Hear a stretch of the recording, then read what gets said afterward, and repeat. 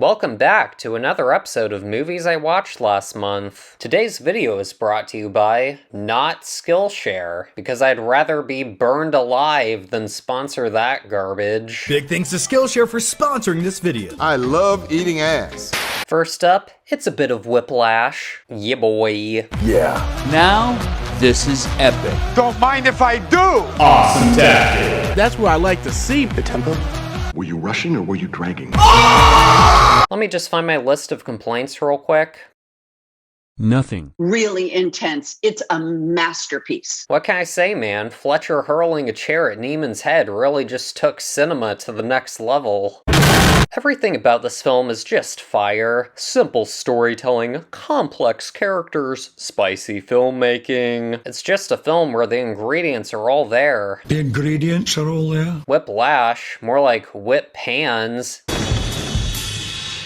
Damn. The film is just so vibrantly directed, unlike Ambien on celluloid. I just love all the attention to detail in this film. Simple things like the way both characters get a different background color in the first performance, and the way it changes between these two colors in the subsequent performances to show the shifting power dynamics. You're a bit of a nerd for the first two, aren't you? I love the way Andrew Neiman, sir, Andrew Neiman, sir? starts to emulate Fletcher more as the film progresses, even down to the costume. Look at little Fletcher Jr.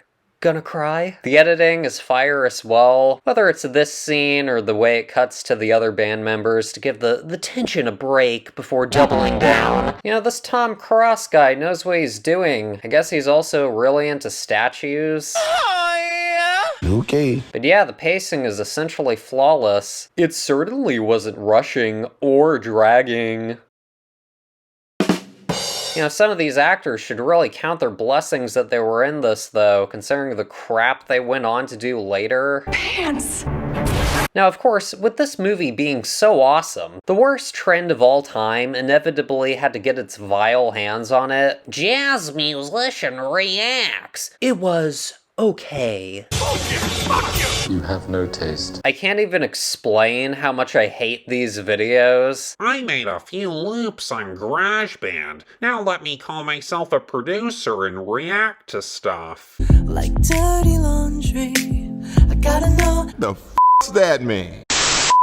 Next up, it's Daddy Nolan's Interstellar. I really like the way the film explores interesting concepts of time through its characters instead of, you know, nothing. Yeah, believe it or not, it's more interesting to see McConaughey reacting to his daughter being the same age as him than some underwritten character firing a bullet. The creme de la creme of the film, of course, though. Zimmer on an organ, man. It's just next level. It's satisfying. The memes are also next level.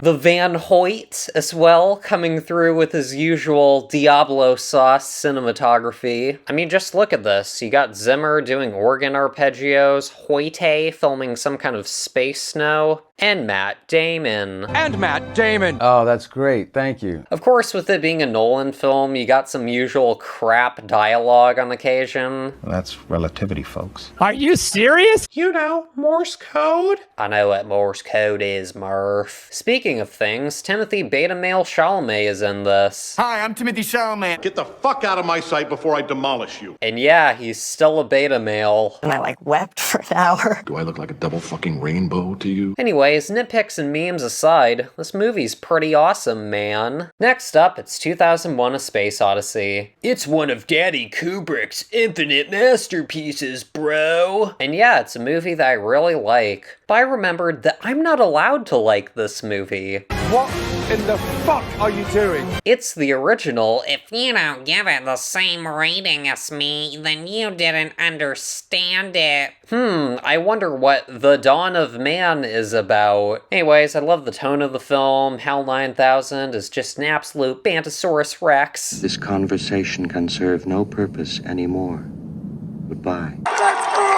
It's more of a visual than narrative experience, and the visuals are undoubtedly a 10. It is a constant visual feast. I don't even mind the ambiguity, because I feel like I'm just getting a lot more out of this film than other movies. There's really weird, like, alien stuff going on. At the same time, people just take this film way too seriously. Bruh, it's the freaking monolith from 2001! Yeah, the monolith looks like a Juul vape, mate. The film begins with a black screen.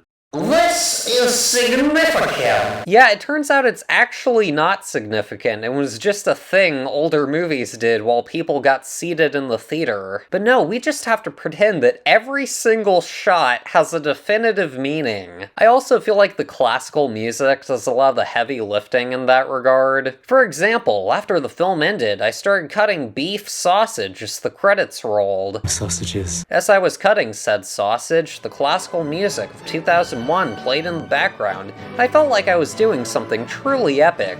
Despite the fact that I really wasn't. But this film isn't just mere amusement, meant to pass the time. Who on earth views any of their favorite films as, it's just some crap to throw on? You wouldn't say the same thing if you were reviewing The Godfather. It sounds like you were kind of bored and you're lying to yourself about it. I don't know how you could watch this movie and find it boring. The fact that this film is seen as infallible is just kind of hilarious. I mean, you have genius astronauts that don't consider an advanced AI can probably read lips. You're in a rotating pod. Just rotate the other way, idiots. But that's to show you. Also, the part where Kubrick took stock nature footage and put an iMovie filter on it for 10 minutes. Legendary. But my Stargate. Mate, it looks like a screensaver followed by a deep-fried meme. Is it too much for people to just enjoy this film without it having to be some weird flex? My friend's mom dropped acid to see this. Oh man, that's one hell of a trip. If I lived in the 70s, I would have dropped acid for a lot of movies. Downvoted.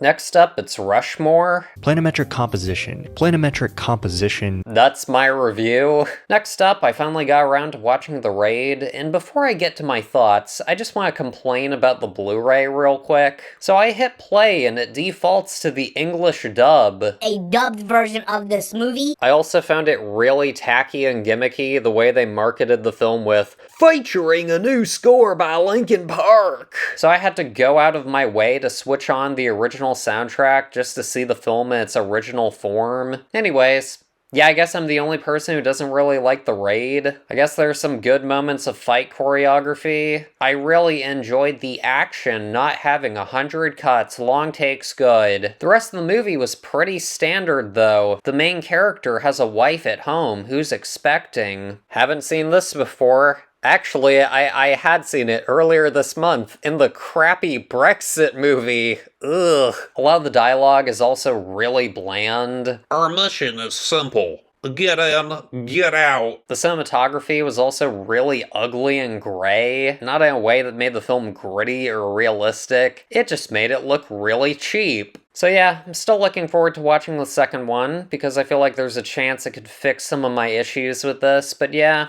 It wasn't terrible. It was fine. Next up, it's Deadpool 2.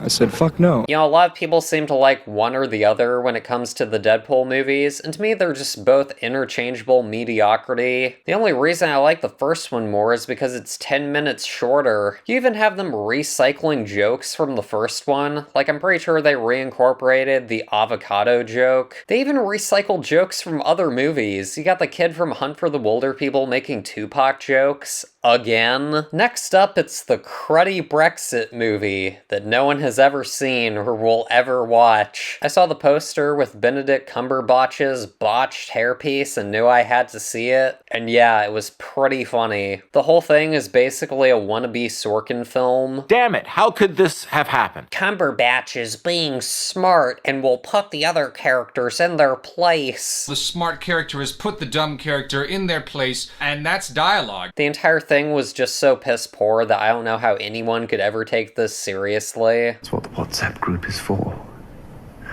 Avengers assemble. You have to get past the Avengers and Marvel shit. Cumberbatch's performance and the hairpiece are of course spectacular. He even goes for the Godfather 3 silent scream at one point. Pacino's silent scream is one of the most heartbreaking things I've ever seen in a film. What? Last, it's Yoda from Attack of the Clones. You familiar with Yoda? Attack of the Clones. The only reason I rewatched this was to do a commentary video on it. And yeah, the movie sucks.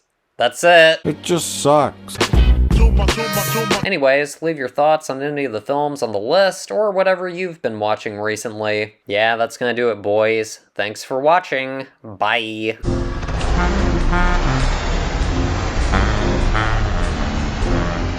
The IMAX scenes, which of course are spectacular. IMAX?